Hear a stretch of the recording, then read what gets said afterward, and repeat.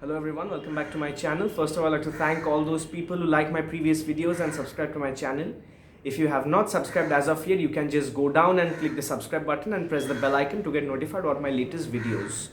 So for today's video, my topic is the top 5 actors who won an Oscar for the wrong performance.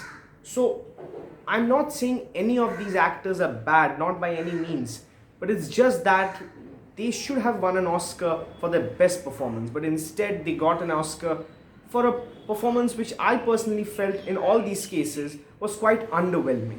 Let's start with the list. Number 1 is the most obvious pick of all time, Leonardo DiCaprio for The Revenant. Leonardo DiCaprio was one of the most overdue actors to win the Oscar, but ultimately he won for a very underwhelming performance in this film. He plays the role of an explorer who is betrayed by his fellow men, and he sort of tries to survive in this forest. So the film is really good. It's made by Alejandro Inarritu, who is a very favorite filmmaker of mine. I have watched Birdman like 1,000 times. But it's just that this was not by any means DiCaprio's best performance, especially after movies like The Aviator and Wolf of Wall Street, where he showed his true acting caliber. This film, I think his acting was very average, especially because the role was also very author-backed, in my opinion. Number 2 on my list is Brad Pitt. Brad Pitt won an Oscar last year for his performance in the movie Once Upon a Time in Hollywood. But I think the role for which he actually deserved the Oscar was Fight Club. So, in Once Upon a Time in Hollywood, I think Brad Pitt was totally overshadowed by Leonardo DiCaprio. And plus, I did not feel that Brad Pitt's performance, although it was good, it was an Oscar deserving performance by any means.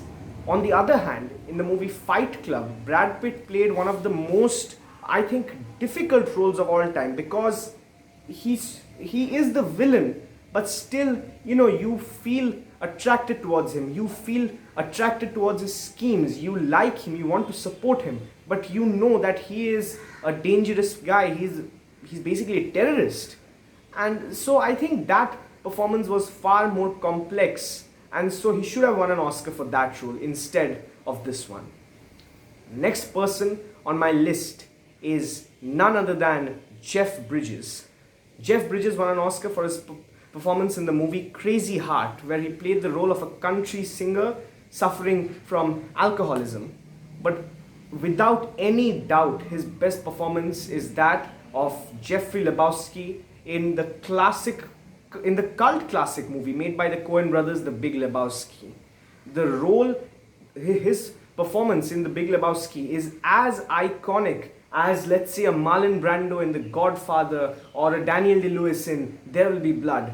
It's one of the greatest movie performances of all time, and it's a shame that he did not win an Oscar for that role. And as for Crazy Heart, it's a very good film. His performance was very good, but I just think that he has won one Oscar in his entire career, and I think that one Oscar should have been for The Big Lebowski. The next person on my list is Russell Crowe. And now Russell Crowe won an Oscar for his performance in Gladiator, a very famous, multiple Oscar-winning film, which I never really enjoyed, I must say. It's a very long film, it's very boring, and I think the best part about the movie was the performance of Joaquin Phoenix, who played the villain, Commodus. Otherwise, the movie is just slow and filled with some great battle sequences.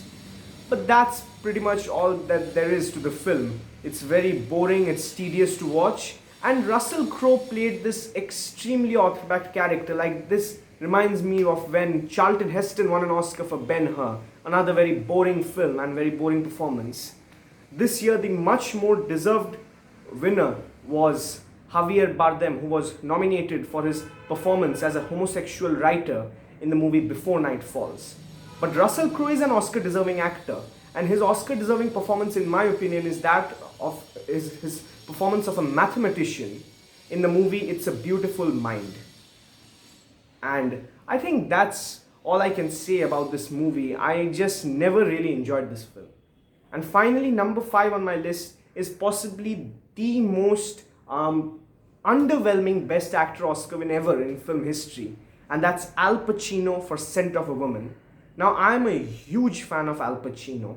I'm even wearing a t-shirt of Al Pacino just to clarify the fact that I love his acting. I have watched I have watched the entire Godfather trilogy a million times. I have watched Scarface, Dog Day Afternoon, Serpico. But this performance, in my opinion, is one of Al Pacino's worst, because it is way, way, way over the top than required.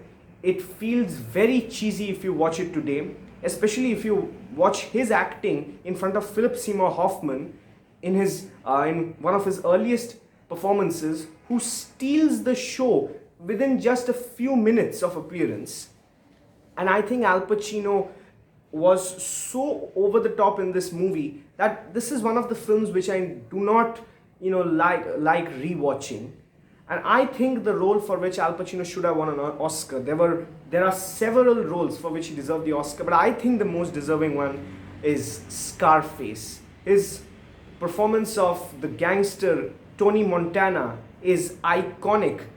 There have been several people who have tried to imitate his performance but have never succeeded, because he was so amazing. He was pitch perfect in this role, and still he did not win an Oscar for this film. Anyways guys, that was the video. Thanks for watching. If you like my videos, please like, share and subscribe. You can also write down your thoughts in the comment section below. So thank you, bye bye, and I'll meet you next week.